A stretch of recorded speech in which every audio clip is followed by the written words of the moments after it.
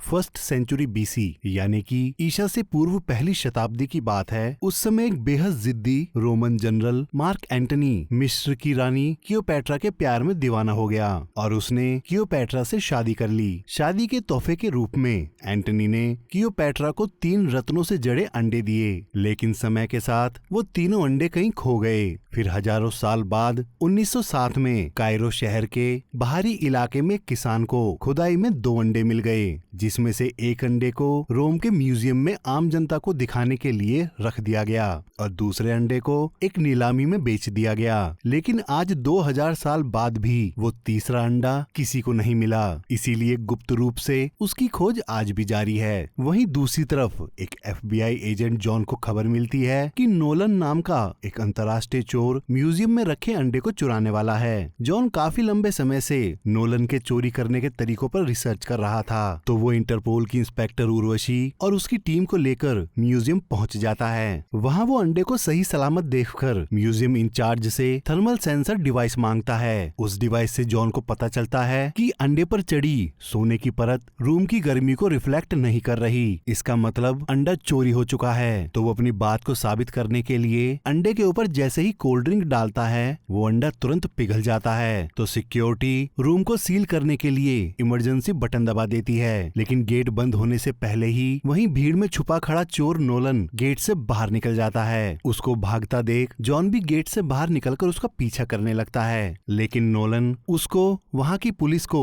और म्यूजियम की security guard से लड़ता हुआ सबको चकमा देकर अंडे के साथ वहाँ से भागने में कामयाब हो जाता है। वो सीधा बाली में अपने प्राइवेट विला आ जाता है। घर पहुँचते ही नोलन अंडे को बैग से जैसे ही निकालता है तो उसको जॉन पहले से ही वहीं बैठा हुआ उसका इंतजार करता मिलता है। वहीं इंस्पेक्टर उर्वशी और उसकी टीम अंडे को अपनी कस्टडी में ले लेती हैं। फिर नोलन के पूछने पर जॉन बताता है उसका पिता बिशप ने बताया है, जो खुद को दुनिया की नंबर 1 आर्ट थीफ मानती है। अब इंटरपोल वाले नोलन को गिरफ्तार कर लेते हैं और इंस्पेक्टर उर्वशी अंडे को जॉन के हवाले करके खुद नोलन को अपने साथ ले जाती है। उसी समय बिशप वहां आकर उस अंडे को ही बदलकर चुपचाप वहां से निकल जाती है। फिर 32 घंटे बाद रोम में इंस्पेक्टर उर्वशी जॉन के पास आकर बताती है, ये जो अंडा तुम लेकर आए थे ये नकली है और तुम्हारे सीनियर्स ने बताया कि तुम्हारे नाम का कोई भी एजेंट है ही नहीं। साथ ही अंडे चोरी होने वाले दिन तुम्हारे बैंक अकाउंट में 65 करोड़ रुपए भी थर्ड पार्टी अकाउंट से ट्रांसफर हुए थे। फिर उर्वशी जॉन को गिरफ्तार करके रूस की किसी अनजान जेल में भेज देती है। जॉन को उसकी बैरक में पहले से ही कैद नोलन मिल जाता है। वहाँ नोलन उसको अंडा चुराने का कारण बताता है कि जो कोई भी इजिप्शियन खरबपति को उसकी बेटी क्लियोपैट्रा की शादी से पहले वो तीनों अंडे लाकर देगा, वो उसको 25,000 करोड़ रुपए देगा। इतना सुनते ही जॉन कहता है, पर दूसरा अंडा तो हथियारों के सबसे बड़े डीलर वोसे के पास है और वहाँ तो परिंदा भी पर नहीं मार सकता। ऊपर से तीसरा अंडा कहाँ है ये किसी को नहीं पता। तो नोलन कहता है वोसे के पास हम हथियारों के खरीदार बनकर जा सकते हैं, क्योंकि उसकी पार्टी में सब अपनी पहचान छुपाने के लिए मास्क पहनते हैं और दूसरा अंडा हासिल करने के बाद ही हम तीसरे अंडे के बारे में सोचेंगे। इतना कहते ही वो वहाँ के सारे कैदियों को बता देता है कि जॉन एक पुलिस वाला है। इतना सुनते ही कैदियों का सरदार जॉन की अच्छे से धुनाई करता है। उसके बाद जेल के सिपाही जॉन और नोलन को अपने कैप्टन के आगे हाजिर करते हैं। कैप्टन की कुर्सी पर खुद बिशप बैठी होती है। वो उन दोनों को बताती है अंडा उसी ने बदला था और जॉन के अकाउंट में पैसे भी उसी ने ट्रांसफर किए थे। उसके बाद FBI ऑफिस में जॉन की सीनियर बनकर मैंने ही इंस्पेक्टर उर्वशी को बताया कि जॉन नाम का हमारा कोई एजेंट ही नहीं है। ये सब सुनकर नोलन बहुत हंसता है। फिर बिशप उन दोनों को बताती है कि एक अंडा पहले से ही उसके पास है और अगले 48 घंटे में दूसरा अंडा भी उसके पास आ जाएगा, लेकिन तीसरे अंडे का पता सिर्फ नोलन जानता है और अगर वो पता बता दे तो वो उसको कैद से आजाद करके इनाम का 10% दे देगी। लेकिन नोलन नहीं मानता तो बिशप वहाँ से चली जाती है। उसके बाद जॉन अपनी बेगुनाही साबित करने के लिए बिशप को पकड़ने के बदले दूसरा अंडा चुराने में नोलन का साथ देने की बात कहता है और साथ ही बिशप के पकड़े जाने से नोलन के नंबर 1 आर्ट थीफ बनने के मौके के बारे में बताता है। नोलन उसकी इस बात पर राजी हो जाता है। फिर रात को जॉन के पूछने होने पर नोलन बताता है उसके पिता एक पुलिस वाले थे। एक दिन उनकी घड़ी चोरी हो गई। वो घड़ी उनके लिए बेहद खास थी, पर उनको लगा वो मैंने चुराई है, तो उन्होंने पूरे 1 साल मुझसे बात नहीं की। लेकिन फिर एक दिन वो घड़ी उनकी कलाई में बंधी हुई थी। उस दिन उन्होंने मुझसे बात की, लेकिन मैं तब से हमेशा के लिए चुप हो गया। तो उन्होंने मुझे 1 हफ्ते के बाद ही हॉस्टल भेज दिया। उसकी कहानी सुनकर जॉन भी शांत हो जाता है। अगली सुबह नोलन भागने के लिए जॉन के साथ पहरेदारों को मारता हुआ जेल की छत पर आ जाता है और वहाँ का दरवाजा खोलने के लिए की कार्ड निकालता है, जो उसने तब चुराया था जब कैदियों के सरदार ने जॉन को मारा था। वो सब नोलन का प्री प्लान था। छत पर आकर नोलन अपने द्वारा पहले ही लगाए गए एक छोटे से पत्थर को हटाकर दीवार गिरा देता है और दीवार के सहारे होता हुआ जॉन के साथ हेलीकॉप्टर तक पहुंच जाता है। फिर वो पहरेदारों पर हेलीकॉप्टर की गन से फायर कर जॉन के साथ वहां से भागने लगता है, लेकिन एक पहरेदार हेलीकॉप्टर पर ही रॉकेट दाग देता है। तभी जॉन हेलीकॉप्टर का दूसरा दरवाजा खोलकर रॉकेट से बचा लेता है और वो दोनों वहां से निकलने में कामयाब हो जाते हैं। विशव दोनों के भागने की खबर इंस्पेक्टर उर्वशी को उसके सिस्टम पर मैसेज करके दे देती है। दूसरी तरफ नोलन अपने एक दोस्त के प्राइवेट जेट की मदद से जॉन के साथ दूसरा अंडा चुराने के लिए वोसे के घर हो रही पार्टी के लिए निकल जाता है और रास्ते में वो जॉन को बताता है कि वोसे की तिजोरी को खोलने के लिए उसके चेहरे और उसकी आवाज की जरूरत है और उसके लिए हमारे पास डीप फेक टेक्नोलॉजी है जो उसके चेहरे और आवाज को एआई की मदद से हूबहू बना देगा। फिर वो आगे बताता है कि इसके बावजूद हमको एक पासवर्ड चाहिए जो हर 6 मिनट में बदल जाता है और वो पासवर्ड वोसे के मोबाइल में ही होता है और उस मोबाइल के लॉक को खोलने के लिए वोसे के अंगूठे का निशान चाहिए। अब वोसे के घर पार्टी में पहुंचकर जॉन को विशप मिल जाती है। जॉन माहौल को भांपने के लिए विशप के साथ डांस करने लगता है। तभी वोसे की नजर उन दोनों पर पड़ती है और वो अपनी ड्रिंक खत्म करके जॉन के पास जाकर विशप के साथ डांस करने की पेशकश करता है। तो जॉन वहां से जाते समय वोसे से टकराकर उसका मोबाइल निकाल लेता है। दूसरी तरफ ग्लास पे लगा वोसे का थंबप्रिंट नोलन को मिल जाता है। फिर नोलन उनके सिक्योरिटी कैमरे को हैक करके सीधा वोसे के ऑफिस में आकर उसकी तिजोरी खोल लेता है। उसी समय सिक्योरिटी को पता चल जाता है कि तिजोरी खोली गई है। ठीक उसी समय इंस्पेक्टर उर्वशी वहां आकर जॉन और नोलन को रोकने की कोशिश करती है, पर वो दोनों ही उसको चकमा देकर तिजोरी के अंदर आ जाते हैं। लेकिन अंदर आते ही उनको अंडे के बगल में बिशप खड़ी मिल जाती है। अब उस अंडे को चुराने की होड़ में वो आपस में भिड़ जाते हैं। बिशप उन दोनों को बहुत मारती है और वोसे की तिजोरी में आने से पहले ही बिशप उन दोनों से लड़ती हुई उन्हें हथकड़ी लगाकर पटक देती है। वोसे के आते ही जॉन और नोलन को पता चलता है कि बिशप पहले से ही वोसे के साथ मिली हुई थी और वो वोसे की सीक्रेट वाइफ है। फिर बिशप वोसे के साथ मिलकर जॉन को बहुत टॉर्चर करती है। उसका दर्द देखकर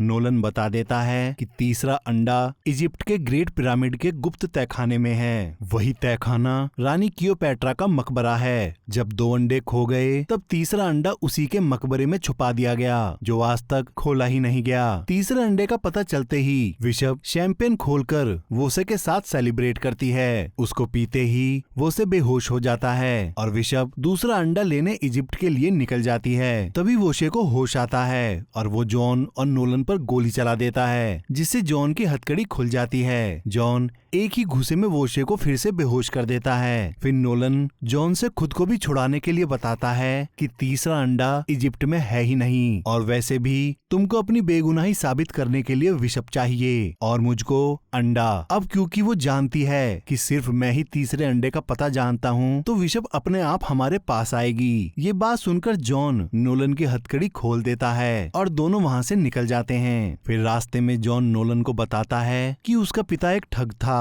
और वो नहीं चाहता उसको भी ठग समझा जाए और अपनी बेगुनाही साबित करने के लिए उसको हर हालत में बिशप चाहिए। जॉन की कहानी सुनकर नोलन उसको तीसरे अंडे के बारे में बताता है कि जब हिटलर की युद्ध में हार हुई उसके बाद उसका एंटीक चीजों का डीलर जाइक हथियारों को लेकर एक शिप के सहारे अर्जेंटीना के लिए रवाना हुआ था। लेकिन खजाने की खोज करने वाले लोगों को यकीन था वो शिप पर एंटीक चीजें भी लेकर गया था और उसने वो सभी चीजें साउथ अमेरिका में बने हिटलर के खुफिया बंकर में जाकर छुपा दी। उन खोजकर्ताओं में एक नोलन के पिता भी थे और जो घड़ी उनको मुझसे भी प्यारी थी वो घड़ी हिटलर के डीलर जाइक की ही थी। उसको तोड़ने पर मुझे तीसरे अंडे यानी हिटलर के खुफिया बंकर के कोऑर्डिनेट्स मिले। उसके बाद वो दोनों 3 दिन का सफर करने के बाद उस खुफिया बंकर के कोऑर्डिनेट्स पर पहुंच जाते हैं। उनको वो बंकर मिल जाता है। उसके अंदर आकर नोलन वहां की हाइड्रो इलेक्ट्रिक पावर से बनने वाली बिजली को चालू कर देता है। फिर नोलन अपने पिता की घड़ी की मदद से बंकर के दरवाजे को खोलता है और वो देखते हैं कि वहां सिर्फ एंटीक आइटम्स ही रखे होते हैं। काफी देर ढूंढने के बाद नोलन को तीसरा अंडा मिल जाता है, लेकिन तभी बिशप वहां जाती है। वो जानती थी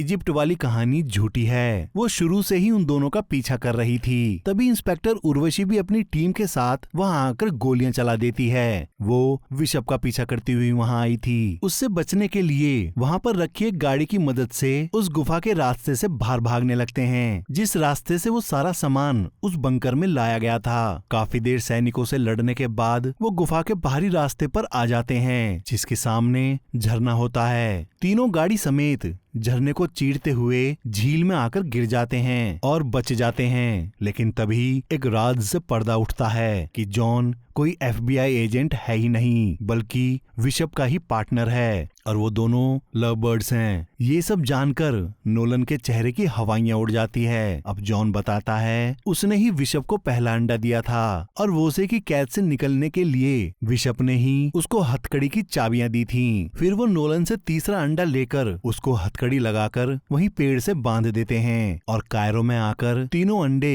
उस खरपति को दे देते हैं, जिसके बदले उनको 25,000 करोड़ रुपए मिल जाते हैं। खरपति वो तीनों अंडे अपनी बेटी को उसकी शादी के तोहफे के रूप में देता है, जिसमें उसकी बेटी का कोई इंटरेस्ट ही नहीं होता। लेकिन तभी इंस्पेक्टर उर्वशी इंटरपोल के साथ वहां आकर खरपति और उसकी बेटी को चुराई हुई चीजों की खरीदारी करने की वजह से गिरफ्तार कर ले जाती है। असल में उर्वशी को ये खबर खुद बिशप और जॉन ने दी थी। इस घटना के 6 महीने बाद नोलन उन दोनों की बोट पर उनका इंतजार करता हुआ मिलता है। वो बताता है उर्वशी ने जब उसको पकड़ा तो वो उनकी गाड़ी से ही फरार हो गया था, लेकिन मैंने तुम्हारे 25,000 करोड़ वाले अकाउंट की जानकारी उर्वशी को दे दी। उसने तुम्हारा सारा पैसा निकालकर तुम्हारा अकाउंट फ्रीज कर दिया है। तभी जॉन अपना अकाउंट चेक करता है। वो दोनों कंगाल हो चुके थे। अब नोलन उनसे कहता है अब क्योंकि हम में से किसी के पास कोई भी पैसा नहीं है, तो फिर से दोस्त बनकर हमें एक काम करना है। इसमें पैसा